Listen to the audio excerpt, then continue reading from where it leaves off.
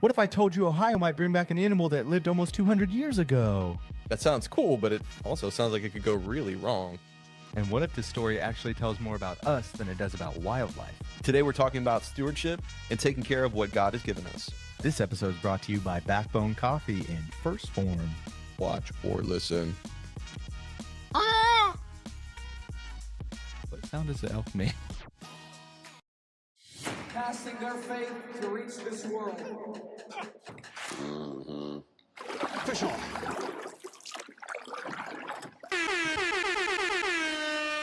Welcome back to the Casting Faith podcast. Today we're talking about stewardship and some crazy wildlife news that's happening in our own backyard. But David, I've missed you, buddy. Yeah, we just got back from Florida. We talked about it a little bit in our little bonus episode, but great trip down there. I got you something while we were at the Gulf of America. For me, it's a Gulf of America sticker for my computer. Dude, I love this. Figured you put it on the laptop. I've got one on there. It says existence since 2025. Yeah. With it was established pretty much a long time. Yeah, but as the Gulf of Mexico. I'm gonna put that now on. it is the Gulf of America. Went down there, man. It was beautiful. Good weather. I wouldn't say great weather. It was better than what we had up here. Yeah, well, the weather up here was horrible. Yeah, we actually had snow one day when we were down there in Panama City, Florida. Shout out to Panama City Beach, Florida. Great little town. A lot of fun. If you've never been down to the Gulf, man, it is crazy how clear the water is. Yeah. I think it's the Gulf. I'm terrible at geography, but I went to Cozumel, Mexico. Yeah, that would be in the Gulf. Same thing. Yeah, the water was super crystal clear, and they had everything for sale for very cheap in all of the shops. There were Z-Packs just laying out on the shelves for $5 a piece. I didn't buy them, but like it was just there. Yeah. Which was weird. Yeah, it's Mexico though. Yeah. I mean checks, but right. It was cool water though. It was funniest thing because my grandpa, he was he's older now, but he was pretty old when we went, and he was snorkeling, and it was That's just a cool. sight to see. Yeah. Pop just out there, really cool. snorkeling. No, we were. Brittany never got in the water. It was chilly, Yeah. to say the least. We were in hoodies on the beach, wearing my back. I was actually wearing this on the beach. Good hoodie, man. It's a It comfortable is. hoodie. It is. Backbone Coffee gets you some coffee, get you some merch. Yeah. Support the show. But no, we were on the beach, and me and the kids were wading through just like shin deep water. Mm-hmm. And you could see I actually walking through the water, and just spotted a shark tooth and was able to reach down in and grab, That's which so is cool. it was really cool to see. But no, it was a lot of fun. We had a good time. Nice little reset in January. We were down there for my father-in-law's birthday and my own. But it was nice. It was a good little getaway. Yeah, dude, you missed. You saw it because we did the bonus episode. You came back to some cruddy weather. Yeah, actually, when we were driving back up through Kentucky and northern Tennessee, we actually hit a small winter storm. And down in the south, they obviously don't have a lot of means to take care of the snow, the ice. So Yeah.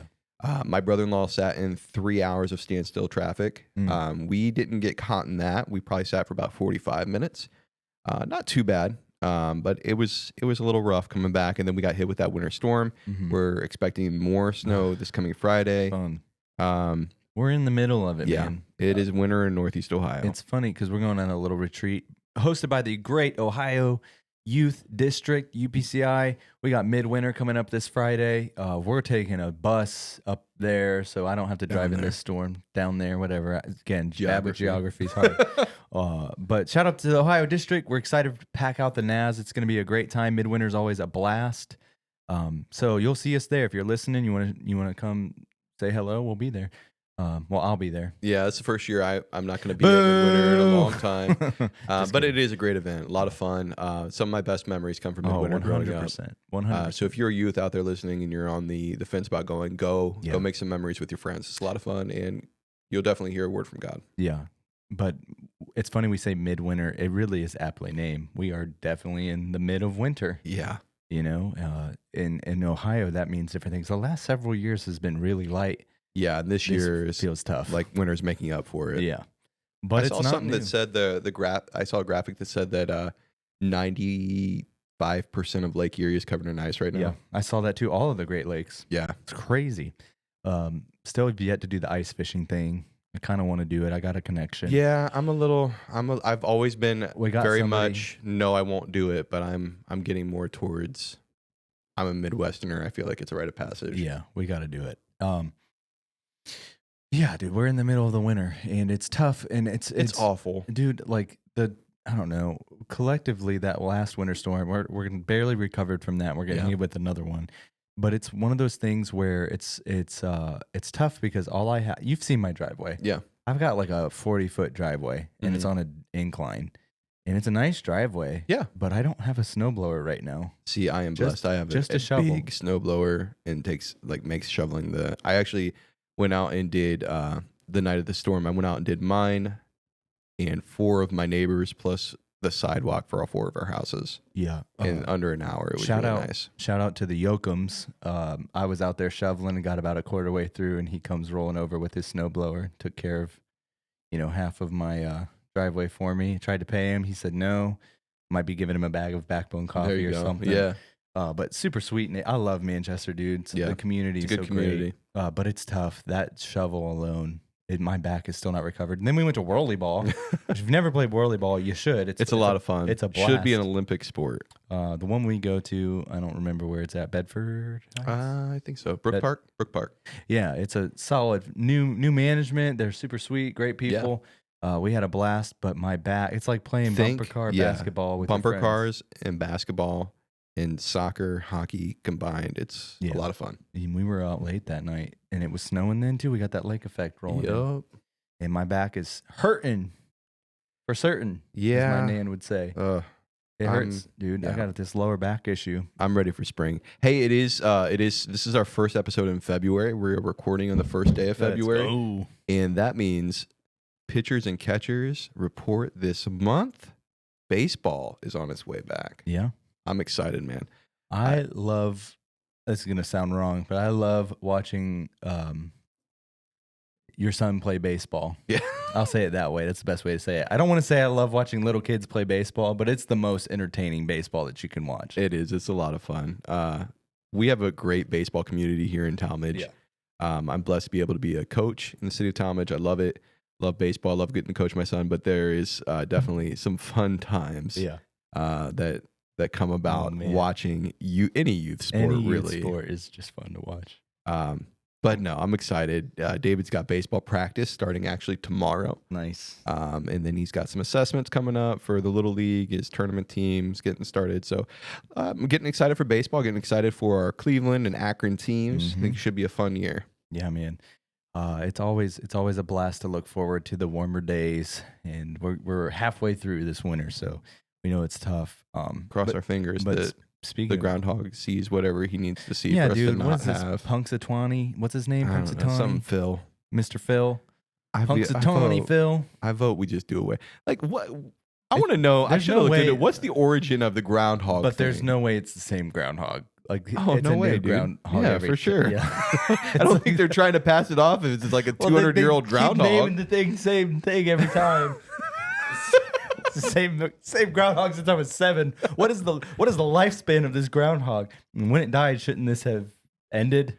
Yeah, I'm sure there's a fascinating history of the origination of Punxsutawney Phil and the Groundhog seeing Groundhog's Day and the Bill Murray movie, all that. But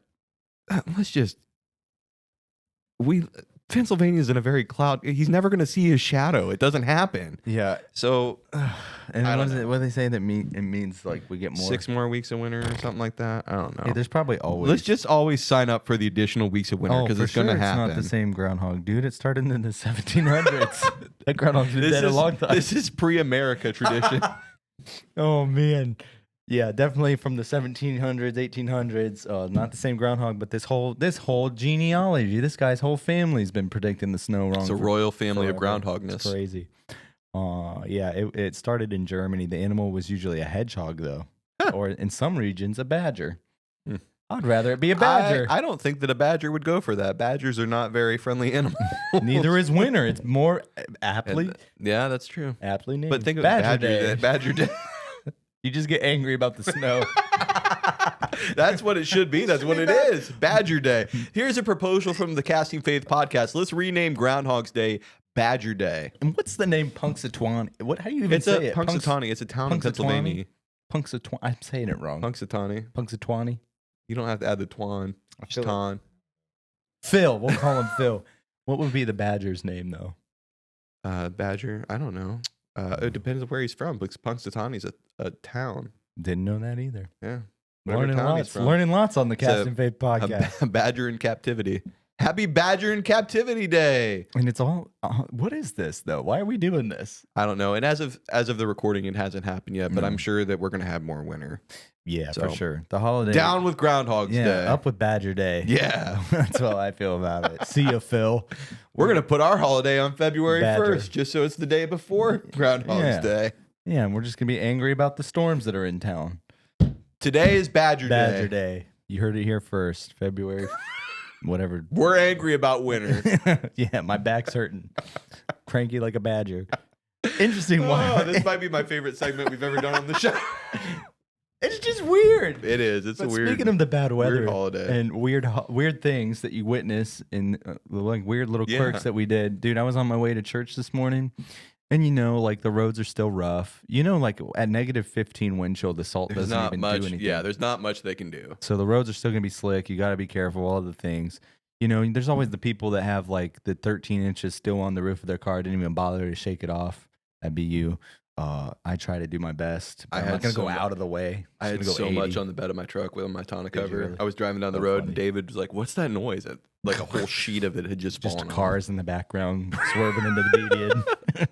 It wasn't that bad. Well, anyways, I'm driving to church this morning, and it's the normal like post winter storm situation, and I get to a red light, and there's an old Honda Civic in front of me, and I see the guy kind of unbuckle.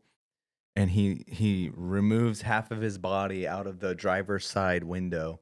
He reaches around with a bottle of Windex and starts spraying his windshield. And I went, like I started laughing, and I went, hey, I've been there. Like, I get it. We've all done the water bottle thing where you're out of windshield wiper fluid and but my man had a Windex on hand to spray his salty windshield.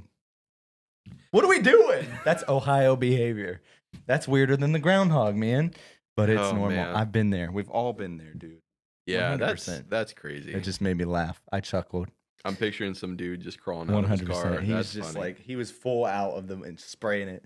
And then like his windshield wipers, but he's probably just out of fluid, Yeah. But for some reason had Windex in his car.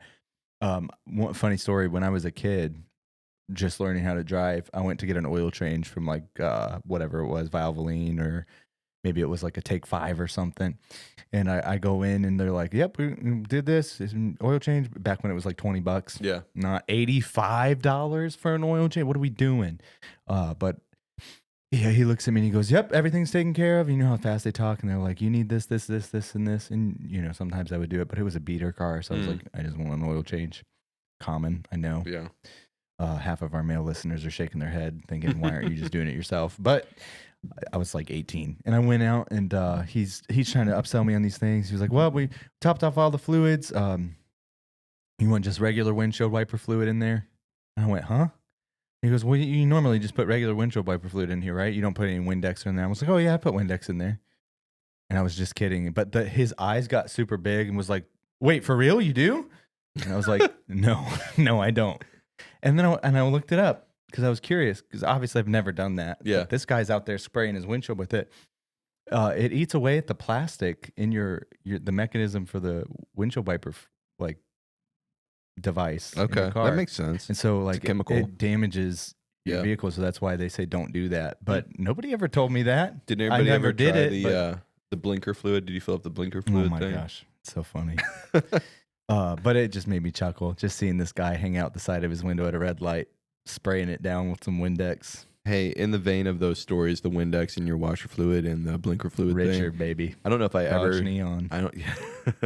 I don't know if I ever told you this. When I used to work at a home improvement store, I was in like middle management there. Yeah, and there was a kid that started as working the parking lot, like helping people load and push carts and stuff like that. Mm-hmm. It was his first night, and it poured rain, like it just dumped rain throughout the day. Yeah, and we were dead. It was slow, and he walks up. He goes, "Well, David, I'm not sure what else to do. I've got the carts cleaned up outside. We're not really busy. Do you have anything you need me to do?" And without hesitation, I reached and I grabbed a roll of paper towels and I handed it to him. And I go, hey, we can't have any puddles in the parking lot, man. It's like a tripping hazard. If somebody were to slip and fall, it looks bad in the store. It can cause a lot of issues. So if you could go out and clean up all the puddles in the parking lot. And he froze for a second. He's like, are you for real? I'm like, yeah, man. I don't know what to tell you other than, yeah, like we can't have, a mop's not going to work. You're going to have to use these paper towels. And he goes, okay. He took the roll of paper towels. No question. And started walking out the door. And I'm like, wait. I'm just messing with you. But it was funny. It was that's one of my favorite stories. Oh man, it's so funny. This episode is brought to you by Phorm. This is what we actually use. It's not a big supplement store. It's just simple stuff that works. That's right. And guys, I know what time of the year it is. All of those goals that you set back in January are getting harder and harder to follow through on. But start simple. Maybe some protein, some creatine, train, eat, and repeat. Hey, we're not fitness influencers. We're just busy guys like you. We've got kids and jobs and a recording schedule. But Phorm makes it easy to stay healthy and take care of ourselves. And we got to be honest, supplements won't do all of the work for you, but it definitely helps remove some of the friction when you're trying to stay consistent. And Phorm makes it easy. They have multiple ways to order and buy the product. Use our link in the description, firstform.com/castingfaith. Support your fitness goals and the Casting Faith podcast. Amen. Baby. First Phorm. Hey, crazy story I saw this week. Mm-hmm. Did you hear about the proposal to reintroduce elk into Ohio? That's crazy. I didn't. You mentioned this. Yeah, I didn't really do much research on it, but I saw a headline just scrolling social media. It was from the Columbus Dispatch, and it has been proposed by, I believe, a senator to reintroduce elk in Ohio. Why and that sent me down a rabbit hole because I'm like, reintroduce? That means that they were here at one point. Mm-hmm. Which I don't think I realized. I mean, I knew that there was different fauna that lived in Ohio years ago, but I guess in the late 1800s, mm-hmm. the eastern elk was here in Ohio, and I want to say it was 1890. The last eastern elk was taken from Ohio in, I believe, Ashtabula County, which is where Conneaut is. That's where we fish. Yeah. Lots of memories in Conneaut. Yeah. So crazy to think elk here in Ohio. But yeah. Again, down the rabbit hole, I found out that the reintroduction has been successful in Pennsylvania, mm-hmm. Kentucky, Tennessee, North Carolina. They have established elk herds at this point. That's awesome. I knew Pennsylvania because my brother has a buddy that won a elk lottery. He got a tag to go hunt elk in Pennsylvania. He got one. Nice. So really cool. It's like a dream animal to be able to hunt, honestly. Yeah, dude. I want that. We got a deer problem, though. We do. Already. So, we got to, I don't understand it's frustrating. I'm not I've said this before. I accidentally slipped up on Christian Outdoors podcast and said I'm not a hunterman. I'm a fisherman. And everybody laughed at me. But it was funny. But I want to get into hunting. It's something that I'm going to get into. And I have some people that are trying to make that happen for me, and I've really never gone. Yeah, I grew up around an area that was heavily hunted. My brother hunts my parents' property still in New Franklin. Mm-hmm. Great deer population. We've got a deer problem here in Talmadge. 100%. But the thing with the elk is they would be in southeastern Ohio. Okay. So more of the Appalachian Mountains. Yeah. Now, how cool would it be, though, to be able to hear an elk bugle in your backyard, though? I would go. I would do it. If it was healthy populations and we brought them back, why not? Elk meat is delicious. Yeah. Very nutrient. What they're doing now, though, is the plan is if the research shows that the area can sustain, they're planning by 2028 to have the first herd established in southeastern Ohio, which I would assume that if it's successful in Pennsylvania, Kentucky, Tennessee, and North Carolina, that area of Ohio is going to be able to sustain it as well. Yeah, I wonder, because those are close to us too. Mm-hmm. I wonder how that would work if they introduce them in one area. Like if Pennsylvania is right next door. Yeah, they introduce them there and they thrive. There could be some crossover. I'm sure there is, but there's not any regulations on it in Ohio yet. Why not, But man? I think I don't see how it could be bad for the state in any way. I think what they really need to find out is if it's going to be if the herd is going to be able to be sustained in the area. Yeah. Because they're not going to be on like reserves. It's going to be in like state forests and stuff like that. It's going to be an actual wild herd. Now, this is going to be the western elk, though. The eastern elk has been completely extinct, unfortunately. Yeah. But from some of the research I read, the eastern elk was actually bigger than the western elk. Which, if you know anything about that, I mean, elk are massive. Yeah, dude. I think like the criticism and the naysayers are probably saying, well, Ohio is more developed now than it was when these were sustained, so it'd be harder to, or maybe irresponsible to bring back. But why would you not want that? We come in and we wreck things, Right. And there's a lot of people who are real negative on hunters and on fishermen for harvesting animals and stuff or overhunting or whatever. But hunters and the wildlife organizations that regulate hunting has done so much more to fix the mistakes than ever they did damaging them. All of the money that goes into these reintroduction things and these, hunters do so much, your tags that you pay in, your license that you pay in, the fishing license, all these things, that money goes directly to support the habitats and bring back these animals. And there's so much regulation and law in it. Yeah. That wouldn't happen. And it's not necessarily just the hunter's fault that some of these animals disappeared. It's infrastructure. It's all the things that have changed. It's our human nature. We've grown and civilized most of everywhere. Yeah. And so just trying to bring back a little piece of that history is great, I think. I don't think there's a downside to it. Yeah. I think Steve Ranella from the Meat Eater podcast, great show too on Netflix. 100%. Yeah, fantastic. I put you on that show. You did. Now you need to get on a loan. We'll see. But no, Steve Ranella is a big champion of the whole, conservation is through hunting and fishing. 100%. He does a great job of explaining it. If you ever want to have somebody kind of break it down for you, listen to Steve Ranella. Yeah. But no, I agree with you. I think that it could only be good for the state.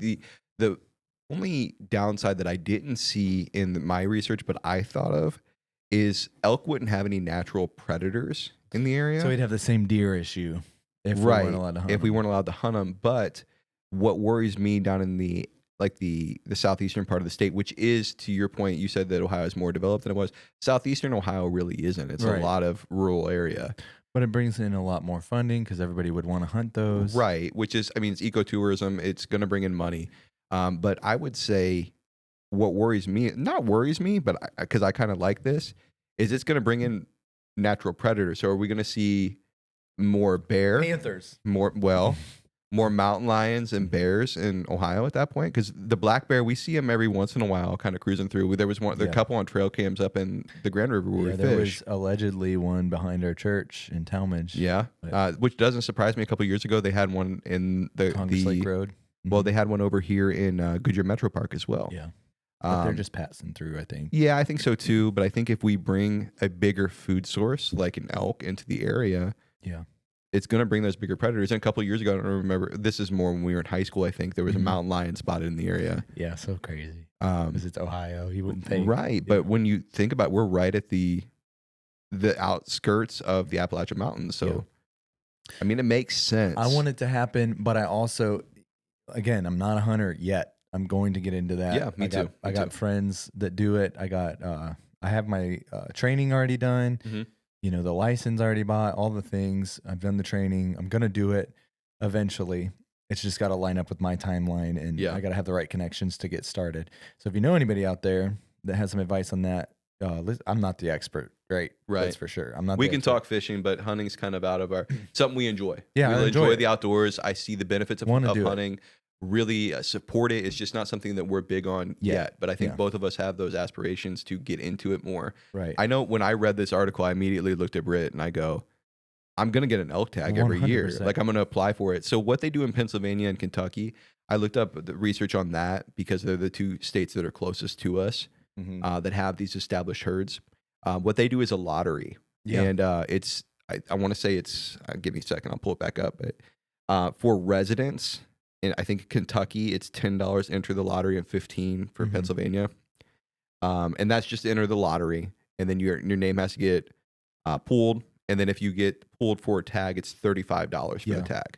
So So you $10 to get in, and then if you win, you pay another 35 Yeah. just for the opportunity to try. Yeah. Yeah. And I would do that 100%. because if you get an elk, how much food is that for your family? Yeah, we talked about this a little bit with Sean before the show today at lunch, and it's like one of those things where I told him this, like, because I'm going to get into deer hunting and duck hunting, all the things, and turkey. That bird's going down one of these days. I'm just saying.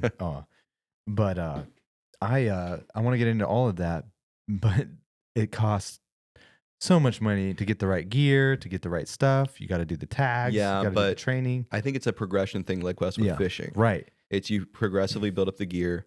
Now, but like I want to learn how processing to the meat. harvest and Yeah. process it. But I wouldn't do it for my first one. I would No. definitely take it somewhere. But like, shout out to Dumas. yeah. Again, Dumas, we love you. delicious. Sponsor the show. Hey, yeah, I love Dumas. Dumas, and they process local deer and stuff like that for a fee. But like to go and spend thousands of dollars on the gear, actually be, pay for the tag, actually be successful. Yeah. Just to take it to spend another $200 to get it put into summer sausage. Yeah, but look at the meat that you're producing for your family at Right. that point. How much is an average elk weigh? I'm gonna look that up real but quick. the meat eater show makes me want to learn how to do it, but I know myself, I get so frustrated with the process, I'd probably just mess it up and need to take it to the processor, But man, it's something that I wanted to do for a very long time, and I'm gonna get into it, and Now, it's gonna happen sooner or later. But having said elk is a that- whole nother story. bringing it back to how it could be beneficial for the state, we're looking at Pennsylvania and Kentucky for non-residents. Mhm. Okay, so it's the same like cost for entry on the lottery, Mhm. but if you were to draw a tag, $250 for the tag for Pennsylvania, Just to get it.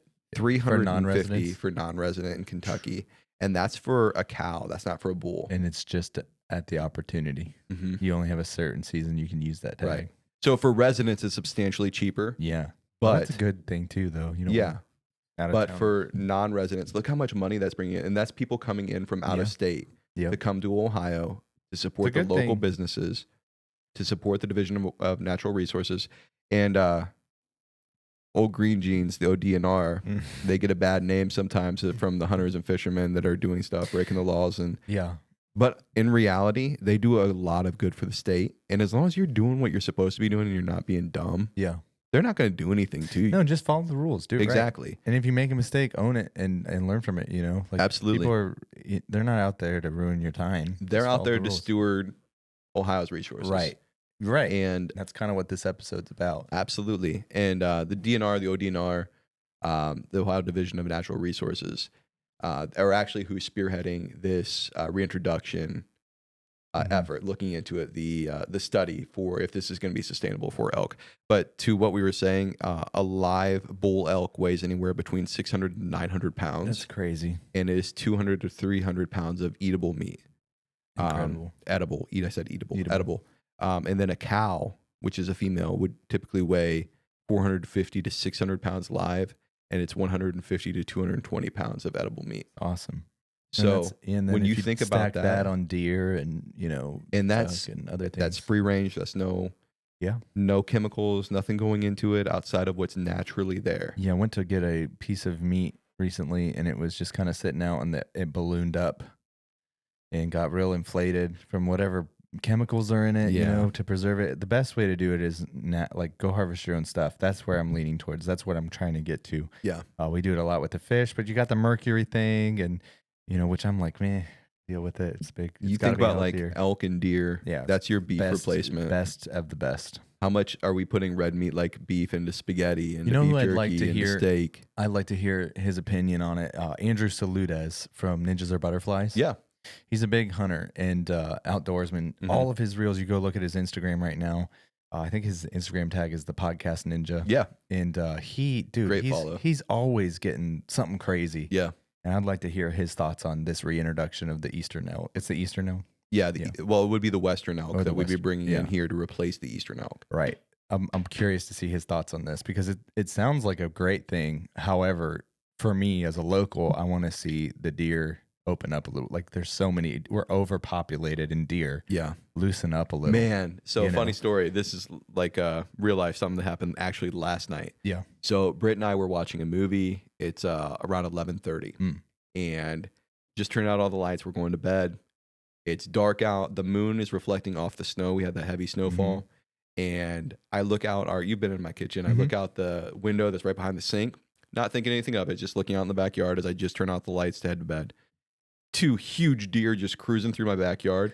It scared me to death. I'm like, because I'm not anticipating to see anything out there. And it sounds stupid. He's scared of deer walking. But Oh, it's kind of freaky. it's 2 huge bodies like right outside right the window, there. just moving through. Right. It's just your friendly Talmadge neighborhood. Like, it's wild, man. But it is. It's like better for you. That kind of food. Yeah, better for you. it's what we're supposed to be eating. I think so. Felt the same way about chickens. I kind of want chickens really bad. Yeah. But like, I saw a reel recently of this lady who's growing meat chickens, and it's like they have these chickens for a couple months, and then there's harvest day, and it's like, oof, Yeah. it'd be tough, you know. Mm. But I think I'd be fine. I think my kids would feel bad about I it. think that there's a mindset you have to put yourself into that this isn't a pet, it's livestock. First you take the Yeah. the pig to the butcher's floor. Like, good grief. Little Ron Swanson. Uh-huh.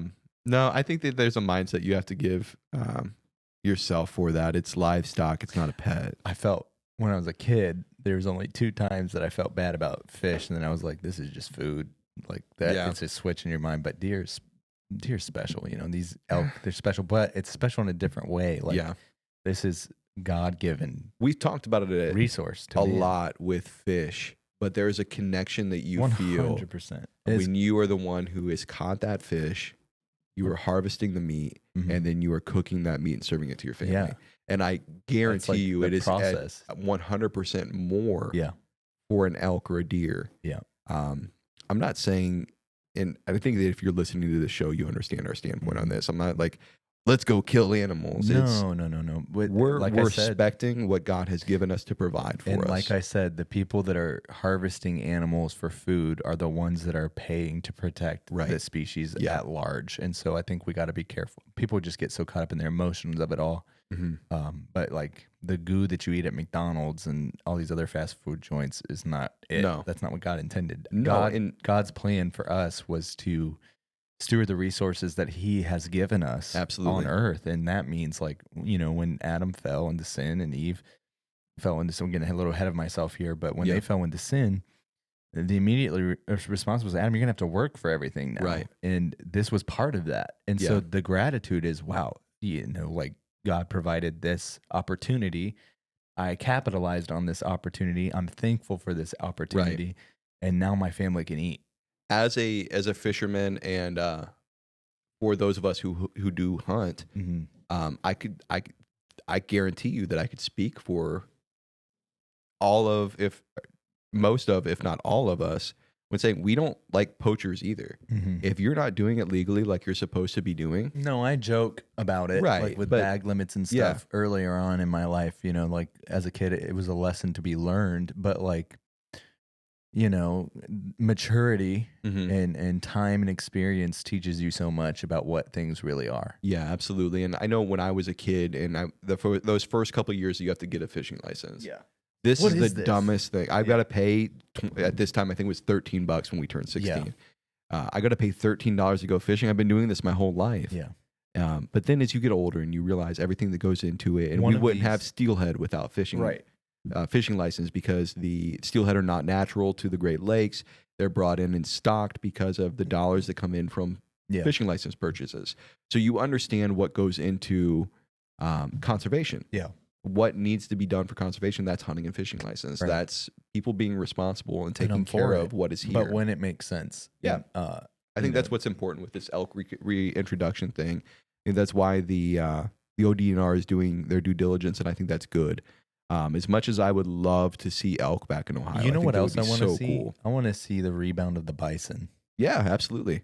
I think that could be a little scary because they were here too. Yeah. They weren't just a plains animal. They were here in the Midwest. They were in Ohio. Yeah.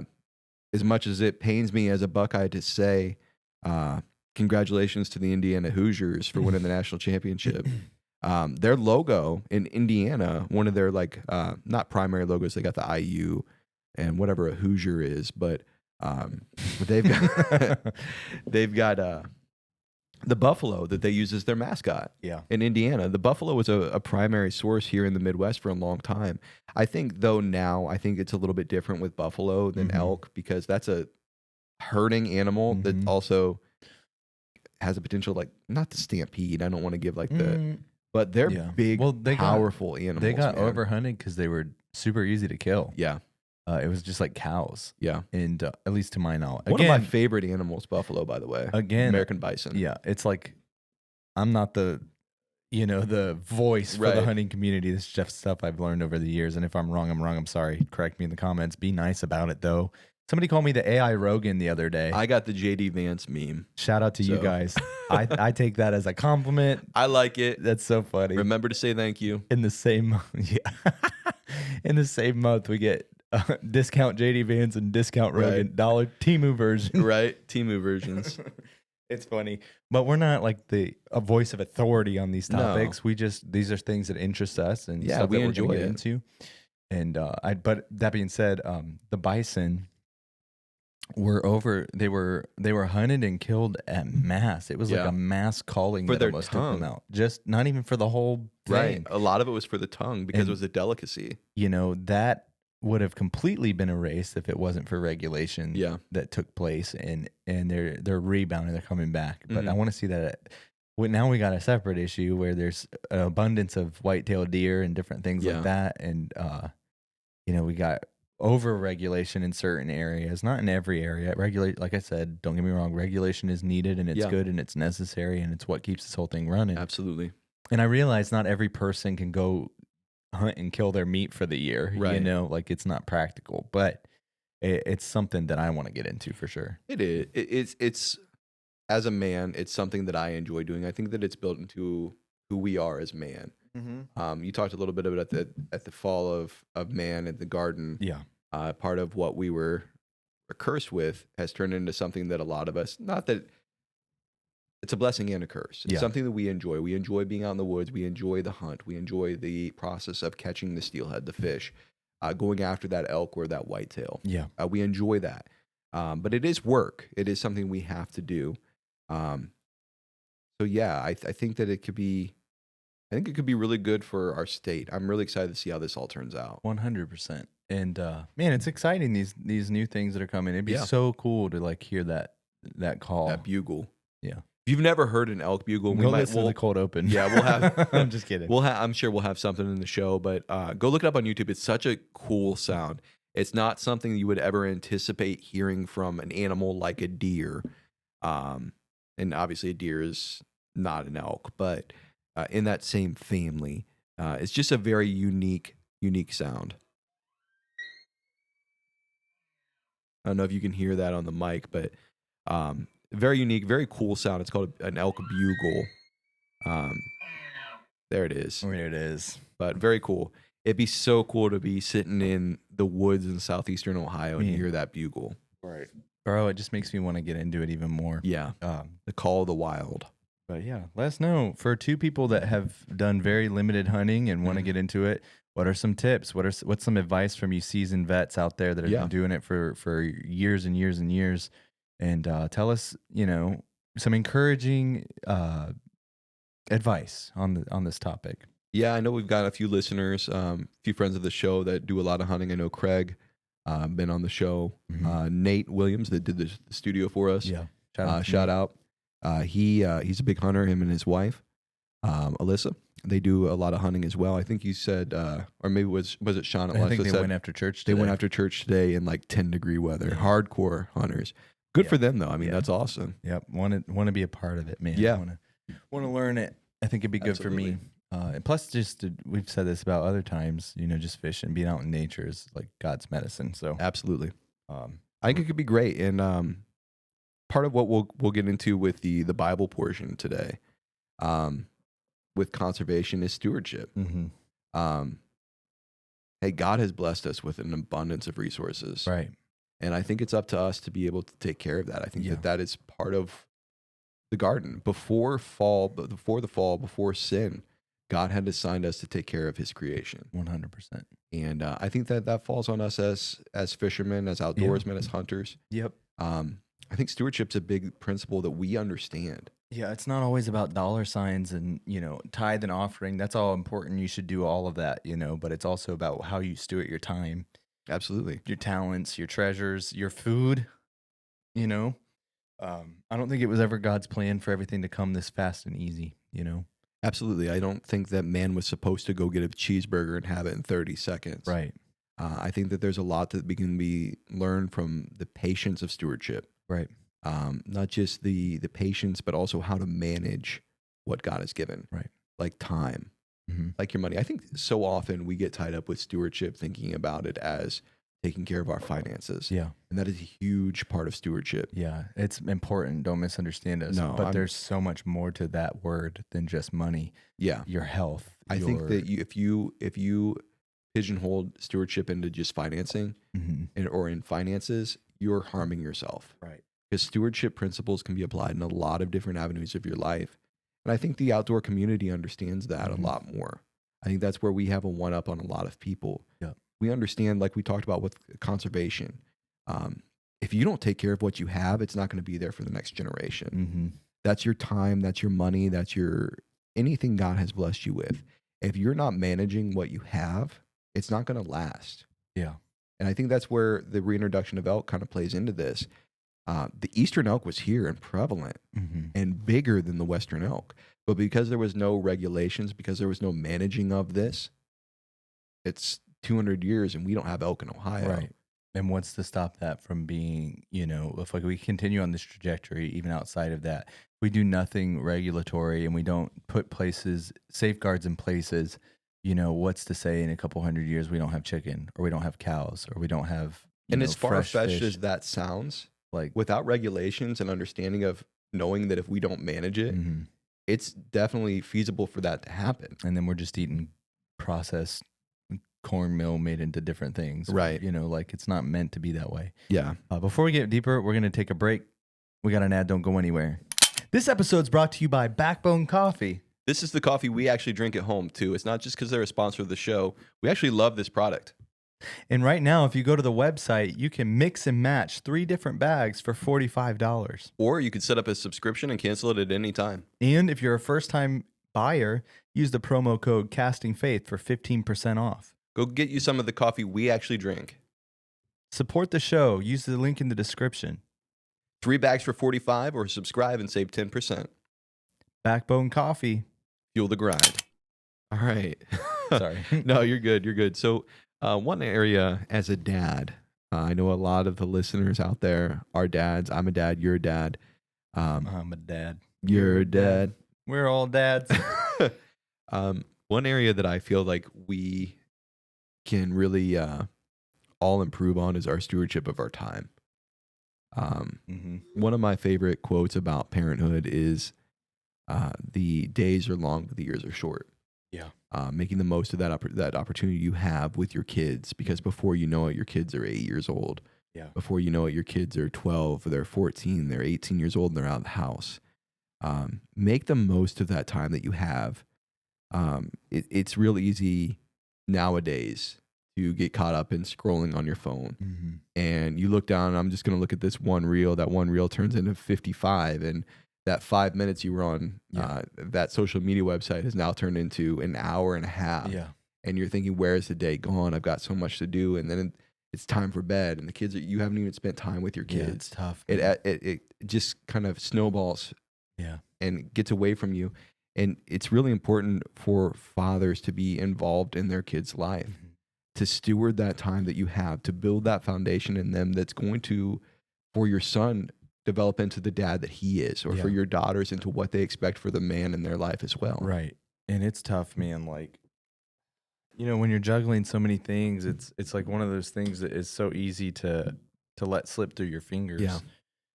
I try to be super involved in my kid's life. And, Sadie came up to me the other day, I'm turning 9 this year. And I said, don't you say that. Right. Don't you say that. What are you saying right now? And then Kendall wants to spend every second of the day with me. Yeah. And it doesn't ever frustrate me. I'm excited for that. I love that they feel that. They want that.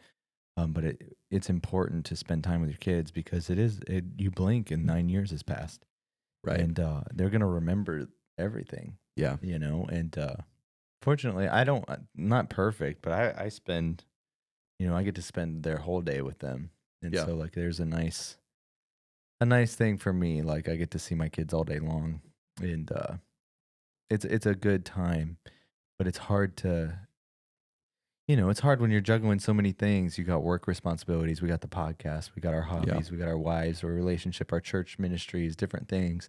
All these things pile on, and if you don't get organized and you don't regulate your time and steward your time right, something will fall through the cracks, and that something can't be your family. Yeah, absolutely. And so one thing that I loved about the snowstorm, we've beat it up to a Ohio, bitter badgery point.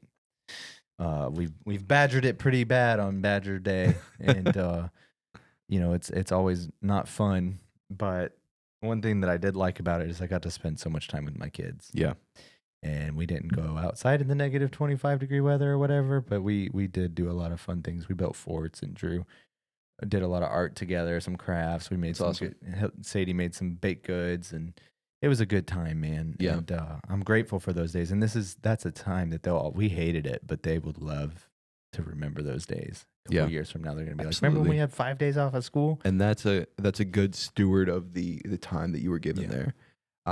Like I said before the break, I think it's so important to not just categorize stewardship biblically as stewardship of money, but to take a look into that. How are you stewarding your time? How are you stewarding your resources? Yes, your money, but also the things within your home. How are you stewarding your time with your wife, your relationship with your spouse? Yeah. Not to get too deep, I know, but I think that it's a principle that we can apply in a lot of different ways. And I think as outdoorsmen, we have a better understanding of the stewardship. I think that we have a great perspective of that principle. Yeah.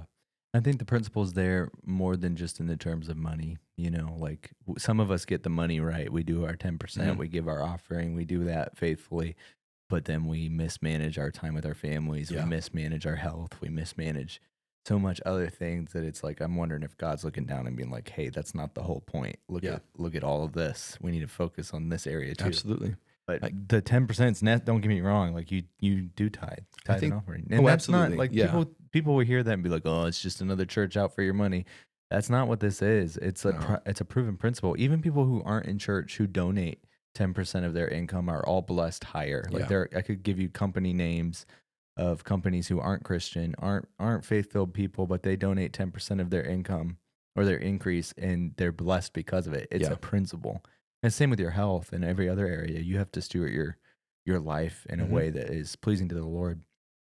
Yeah, and absolutely. a lot of that is giving it. Like we could have started just a bro podcast, but it's called Casting Faith for a reason. Absolutely. Like this show isn't just about goofing off and having fun, weird history, and just us spending time with each other, talking about current events and stuff like that. At the root of this is that we're casting faith in everyday life. Absolutely. And even this show, even this episode, even every episode that we do is geared towards giving God our time and our talents. Absolutely. Yeah. It's just a different way to be able to steward what God has given us. A different way to kind of reach out with some of the things that maybe we catch that you don't, and some of the stuff that you catch that I don't. Yeah. But no, I hate to get heavy there with the conservation and the stewardship. I think it's important. I think it's a principle we can apply and make our lives better. Yeah. I think it's a fun topic, man. I want to see elk in the area. I want to crazy. I want to get into all the hunting, all the fun stuff. Yeah. I think it's great. And man, surviving the winter, we're getting through it. Almost there. We're midwinter. Yeah. Hey, you sent me a crazy story this week. Something about something maybe I don't believe in and you believe in, and going back to we're deep in the episode, but we should talk about it because it's happening in like a week or two. Did you know we're going back to the moon? We're going to the moon, you mean? We're going back to the moon, We're going to the moon for the first time?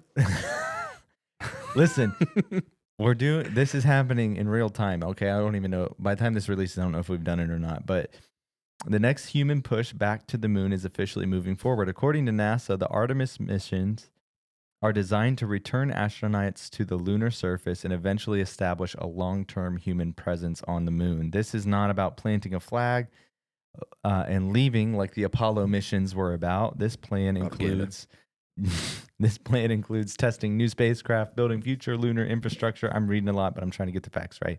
And using the moon as a stepping stone for deeper space missions, looking at you, Elon, for Mars. And so the price tag is massive. The timelines continue to shift, and public opinion is divided. And some people believe should be fixing these elk problems on Earth first before spending billions of going into space or pretending like we're going into space or whatever you believe. I don't know. But others argue that this has always driven motivation and innovation in technology and leadership. Okay. So this really isn't just a rocket story, but we're apparently in the next week or two, we're going to the moon. Or around the moon. We're not landing, but we're going. Yeah, we're it's like an exploratory, exploratory mission to see if we have the. I thought this was interesting. We want to make sure we have the technology to get there. Yeah, but in the '60s we did. It's scheduled to launch, and Artemis 2 is scheduled to launch in February 2026. So that's this month. It won't land on the moon, but it's a 4-person crew that will loop around the moon's far side, going further than we've ever gone before. Was the exact words. I also heard something about they wanted the test to make sure they had the proper shielding to get through the Van Allen radiation belt, but we were able to do that. I don't know. I'm just saying the math ain't math. Anyways. The mission may appear modest, but strategically, it's very important. And it's different weight than robotic missions. Hey, I'm all for the United States being the first one to land on the moon. You're hilarious. But it's happening, man. This it's cool. This month, Artemis program. We'll be following that deeply. Whether you believe we went the first time or not, or apparently we're going back, and that'll kind of put the. But it's weird because we're in the AI age, you just never know. But it'll kind of put the rest on if we've gone before. If we go now, it's very interesting that in NASA's own statements, they want to make sure we have the proper shielding for something we've already done. Yeah, we're going farther than we've ever gone before. Well, the wording behind that makes me wonder because it's like the point of this isn't just to plant a flag this time; it's to go back so we can establish a permanent presence there. Like what does that mean? Right. And then we're gonna go to Mars, and we're gonna go further from the moon. Yeah, like it's gonna be like a pit. I don't know. We're putting a Circle K up on the moon, is what it sounds like. We're just General put up a gas station. Dollar General mattress firm. They're gonna be serving them first Phorm energies. Some of them beef sticks, level 1 protein, all the things. I just thought it was an interesting story because it's happened. We talked about it before. Yeah, we talked about the space race and trying to get to the moon, and maybe we'll be the first ones to land. Maybe we'll be the first humans to step foot. Do you think that space, though, still inspires the people the way it used to?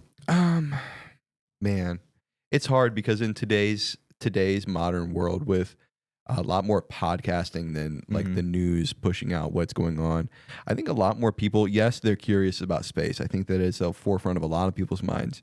I think a lot more people are intrigued at what's going on our planet, though. Like in the oceans. Yeah, we talked about this a lot.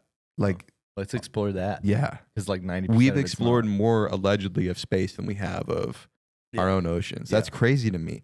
Now I get it, the pressure and everything that's hard to do. But can you imagine if this would have happened when we were kids? Yeah. When we were 8 years old, if we were going to the moon. Right.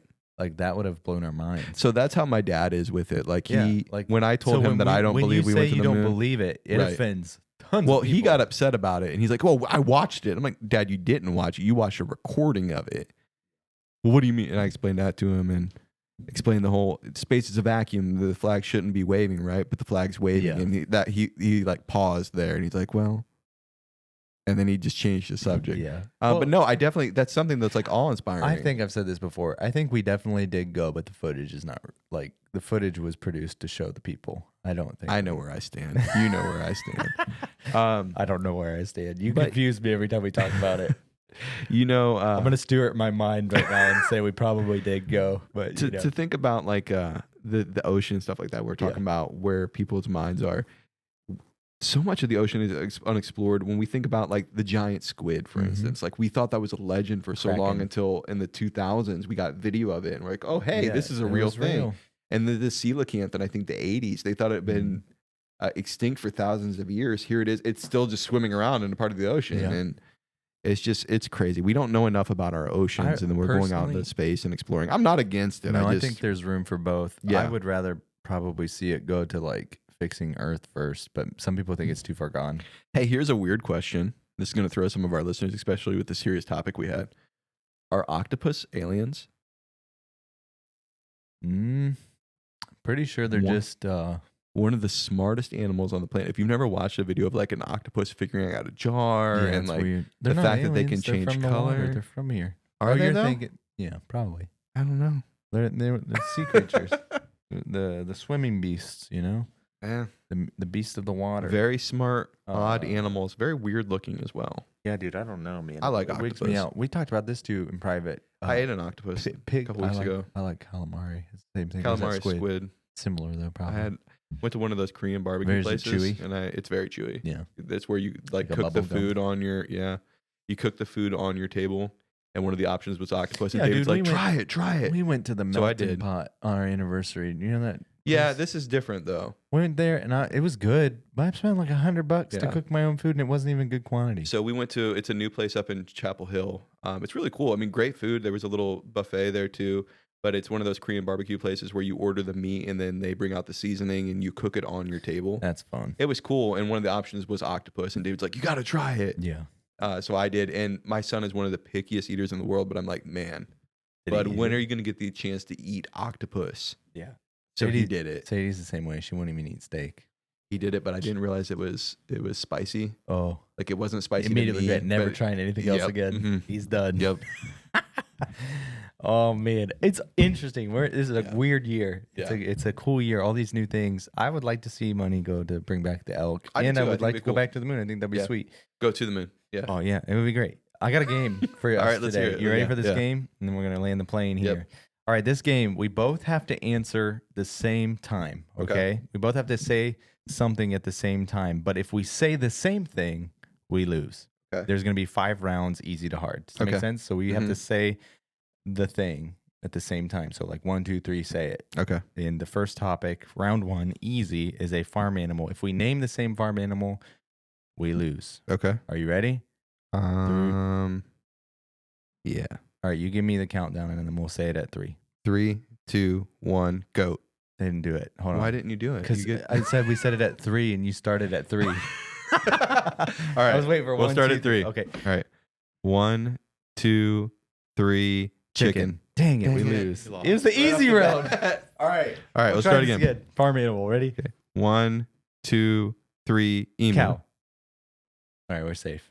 Okay. And Emu. Emus. Emu. There's farm emu. Emu. All right, round 2. Name something that you would bring on a camping trip. Ready? 1, 2, 3. Ferro Lantern. rod.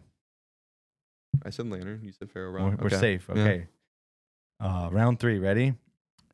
Name an animal that you would never want to meet in the wild. 1, 2, 3. Mountain lion. Bigfoot. Okay. I thought you were going to go grizzly bear. Bigfoot. Is Bigfoot an animal? Does that Mhm. count? I'm gonna Mr. count it. Foot. You're back up, Mr. Foot. You're out of focus. All right, round 4. Medium to hard. This one's for all the marbles. Name something that people waste the most money on. Are you ready? Yes. 1, 2, 3. Streaming Baseball cards. services. Baseball card. People waste a lot of money, or David wastes a lot of money. David used to spend a lot of money on baseball cards. I was Well- going to say fast food, and you went What did I streaming say? services. Streaming services. That's a good one, though. It is. Wasting a lot of It money. is. Last round. I lied. This one's the hardest round, okay? Name one thing that God has trusted people with that they often mismanage. Okay. Tough one. Ready? 1, 2, 3. Relationships. Time. Nice. We win. Yeah. We did it. We lost. We the lost first the one, first though. round. So we lose. On the first one. we're going to ignore that one. That was fun, though. I like that. We That should do was- that with the wives next time Yeah, they're on, that'll too. be fun. Man, this has been such a fun episode. Yeah. We've talked so many of the things that we love and we care about. Mhm. You know, the theme, the heart of this episode was stewardship, and that means a lot more than money. Yeah. And it means a lot more than the things that we immediately go to thinking that it means. And we just want to be, good stewards of what God has blessed us with. Absolutely. Whether that's your time, your talent, your treasures, your hobbies, your health, all the things that we said, space travel, Allegedly. elk, Not allegedly. bison, Not in Ohio. American buffalo. Yeah. All the things, man. I really do think that We're living in one of the coolest times ever, Yeah. and we're gonna see lots of cool things. But God never really asked us to own the world. He just asked us to manage. Yeah. He just asked us to manage what He already owns, and one day, how we handled what He trusted us with will matter. Like we'll have to answer for these things. So, God has blessed us with so much. It's just up to us to manage it. right. All right, last cast. One of the small areas of your life God is asking you to tend more to instead of ignore, David. One area in your life that you feel God is asking you to focus, to steward better, be vulnerable. Not to put you on the spot. I'm gonna answer I some think questions. that one of the areas that's always at the forefront of my mind is my family, and that's not something that I miss. I don't think I mismanage my family. I think No, you do a good job. man. that I have a very good relationship with my wife, a very good relationship with my kids, but that is always something that I feel challenged. Am I managing this the best that I can? Yeah. Am I keeping this balance? Am I spending enough time with my wife? Mhm. Am I spending enough time with David and Nora? Yeah. Am I spending enough time with everybody together? Am I spending enough time with my friends? Yeah. I think it's important when you think about So relationships. managing your relationships so that you in your family specifically, that you're still spending time on your own with your friends and having that time Yeah. of balance away as well. I think that that's important. I'm not saying to spend all your time away from your family. I think that's a lot of people's issues. They spend too much time apart from their family.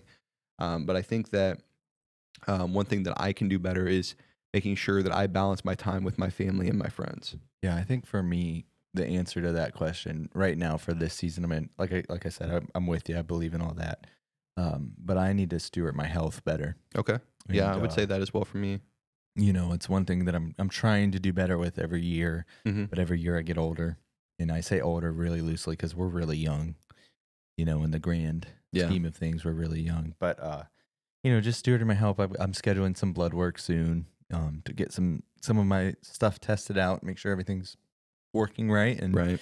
and I need supplementation or whatever I need, some First therapy, form. different things. We got a great supplement company to help me with some of these deficiencies, but I'm getting checked out and getting back on the lifting and the running and the proper eating and all the things. Mhm. That's a daily grind. It's a steward thing that I need to steward better, or it's an area of my life I need to steward better. And I recognize now that if I put in hard work now, it will let me have more time later. And that gets back to the stewardship. Yeah. Managing what you have now, preserve it for the future. So let us know in the comments if this episode has blessed you. We hope it did. I hope something we said resonates and sticks with you. We want to make sure that we're here weekly for you guys to cast faith in everyday life. Big shout out to Backbone Coffee and First Phorm. We're looking forward to growing the show. Leave some comments in the comment section. And if you're not following us on YouTube, go there and watch some of our playlists. Connect with us. Tell us some things that you want us to talk about. But until next time, we want you to cast faith in everyday life. Thanks, everybody.